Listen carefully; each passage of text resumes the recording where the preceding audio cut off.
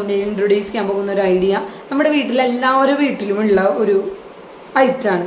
അതാണ് ഇതിന് വേണ്ട റോ മെറ്റീരിയൽ. എല്ലാവരുടെ വീട്ടിലും ഉണ്ടാവും. ന്യൂസ് പേപ്പേഴ്സ് അല്ലെങ്കിൽ പഴയ ബുക്കിന്റെ പേപ്പറുകൾ, എന്തായാലും കുഴപ്പമില്ല. പഴയ പേപ്പേഴ്സ് ഉപയോഗിച്ച് ചെയ്യാൻ പറ്റുന്ന ഏറ്റവും ലോ ഇൻവെസ്റ്റ്മെന്റിൽ ചെയ്യാൻ പറ്റുന്ന ഒരു ബിസിനസ്സാണ്. ഇതിനൊരു മെഷീൻ ആവശ്യമാണ്. അതാണ് ഇതിന്റെ ഏറ്റവും വലിയൊരു ഇൻവെസ്റ്റ്മെന്റ് എന്ന് പറയാൻ. നമുക്കൊരു മെഷീൻ ആവശ്യമുണ്ട്.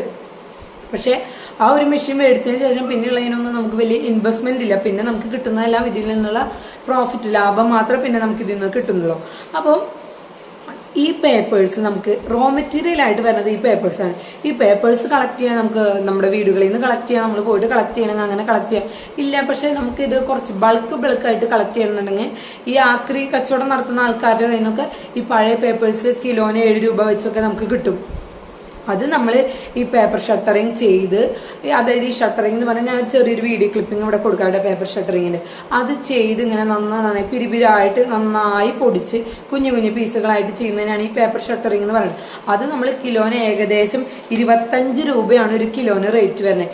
7 രൂപ കിലോന് കിട്ടുന്ന ഒരു പേപ്പർ നമ്മൾ മേടിച്ചിട്ടുണ്ടെങ്കിൽ ഇത് ഷട്ടറിങ് ചെയ്ത് നമ്മൾ കൊടുക്കുമ്പോൾ ഇത് കിലോന് 25 രൂപയായിട്ട് നമുക്കാണ് കിട്ടുന്നത്. അപ്പൊ ഇതിന് ഏകദേശം നമുക്ക് എത്ര രൂപ ലാഭം ഉണ്ടാക്കാൻ പറ്റുന്ന ഇപ്പൊ തന്നെ നിങ്ങൾക്ക് മനസ്സിലായിട്ടുണ്ടാവും. ഈ പേപ്പർ പീസുകൾ ഏറ്റവും കൂടുതൽ യൂസ് ചെയ്യാനുള്ളത് ഈ ഫ്രൂട്ട്സ് കടകളിൽ ആവശ്യമായിട്ട് വരും. അവര് ഈ ഫ്രൂട്ട്സിന്റെ പാക്കറ്റുകളിൽ ഈ പെട്ടി വരുന്നതിൽ കണ്ടിട്ടില്ലേ, നിറച്ച് പേപ്പറുകൾ ഇങ്ങനെ ഫില്ല് ചെയ്തിടുന്നത് ഡാമേജ് ആവാണ്ടിരിക്കും. അതുപോലെ തന്നെ ടൈല്, ചില്ലിന്റെ ഈ ഗ്ലാസിന്റെ എന്തെങ്കിലും പ്രൊഡക്റ്റുകൾ പാക്ക് ചെയ്യുമ്പോഴും ടൈല്, മാർബിൾസ്, പിന്നെ അതുപോലെ തന്നെ ഗിഫ്റ്റുകൾ റാപ്പ് ചെയ്യുമ്പോഴൊക്കെ നമുക്ക് എന്തെങ്കിലും ഓർഡേഴ്സൊക്കെ നമ്മൾ എന്തെങ്കിലും വീട്ടിലേക്ക് എന്തെങ്കിലുമൊക്കെ ഓർഡർ ചെയ്ത് വരുമ്പോൾ നിങ്ങൾ കണ്ടിട്ടുണ്ടാവും. ചില ഉടയണ സാധനങ്ങളാണെങ്കിൽ ആ പാക്കേജിങ്ങിന്റെ ഉള്ളിൽ നിറച്ച് ഈ കുഞ്ഞ് ഇങ്ങനെ പേപ്പറുകൾ ഇങ്ങനെ പിച്ച് ചീന്തിയിട്ടാണോ നിറച്ച് ഫില്ല് ചെയ്ത് വെച്ചിട്ടുണ്ടാവും. അതിനൊരു ഡാമേജും പറ്റാണ്ടിരിക്കുക. അപ്പൊ അങ്ങനെയുള്ള ആവശ്യങ്ങൾക്കാണ് ഇത് ഏറ്റവും കൂടുതൽ ഉപയോഗിക്കുക.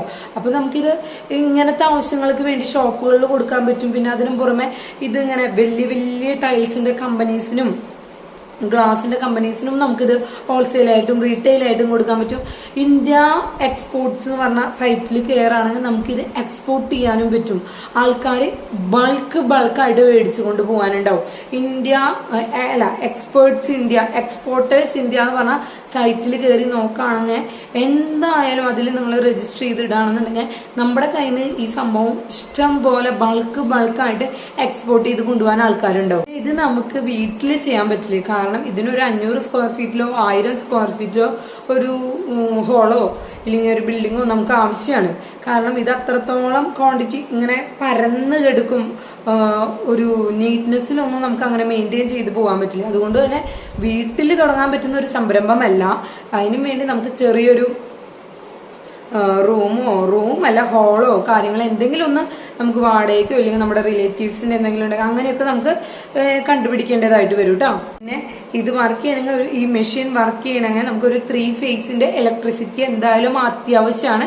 പിന്നെ ഈ മെഷീൻ നമുക്ക് ഏകദേശം 1 ലക്ഷം രൂപ അല്ലെങ്കിൽ 1,50,000 രൂപയുടെ ഉള്ളിൽ തന്നെ നമുക്ക് ഈ മെഷീൻ വാങ്ങിക്കാൻ കിട്ടും. ഇന്ത്യ മാർട്ട് പോലത്തെ ആപ്പുകളിൽ നിങ്ങൾ നോക്കുകയാണെങ്കിൽ മെഷീൻസ് മേടിക്കാൻ പറ്റും. പിന്നെ നമ്മളെപ്പോഴും മെഷീൻസ് മേടിക്കുമ്പോൾ ഡയറക്റ്റ് ആയിട്ട് മേടിക്കാൻ നോക്കുക. കാരണം അതെങ്ങനെയാണ് ചെയ്യുന്നത്, എങ്ങനെയാണ് വർക്ക് ചെയ്യുന്നത് എന്നുള്ളതും അതിന്റെ സർവീസ് എത്ര നാളുണ്ടെന്നുണ്ടെങ്കിൽ നമുക്ക് ഡയറക്റ്റ് ആയിട്ട് നമ്മൾ മേടിക്കുന്ന അത്രയും നമുക്ക് സാറ്റിസ്ഫൈങ് ആയിരിക്കില്ല നമ്മൾ ഓൺലൈൻ ത്രൂ ഒരു മെഷീൻ മേടിക്കുന്നത്.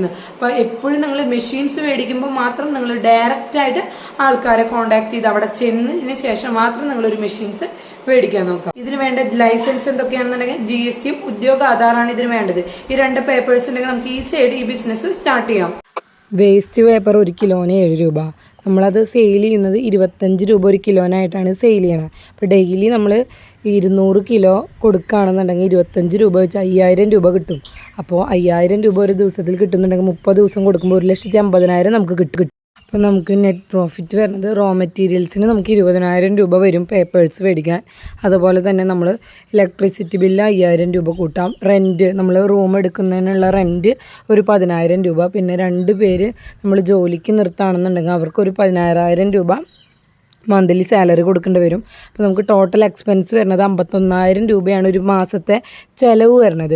അപ്പോൾ നമുക്ക് ഒരു മാസം 1,50,000 കിട്ടുന്നുണ്ടെങ്കിൽ അതിൽ നിന്ന് 51,000 ലെസ് ചെയ്ത് കഴിഞ്ഞാൽ 99,000 രൂപ ഒരു മാസം നമുക്ക് കിട്ടുന്ന ലാഭം. അപ്പോൾ ഇതുപോലെയുള്ള ബിസിനസ് ഐഡിയകൾക്ക് വേണ്ടി നമ്മുടെ ചാനൽ ഒന്ന് സബ്സ്ക്രൈബ് ചെയ്യാനും ഇഷ്ടമായി ലൈക്ക് ചെയ്യാനും മറ്റുള്ളവർക്ക് ഷെയർ ചെയ്യാനും നിങ്ങൾ മറക്കരുത്.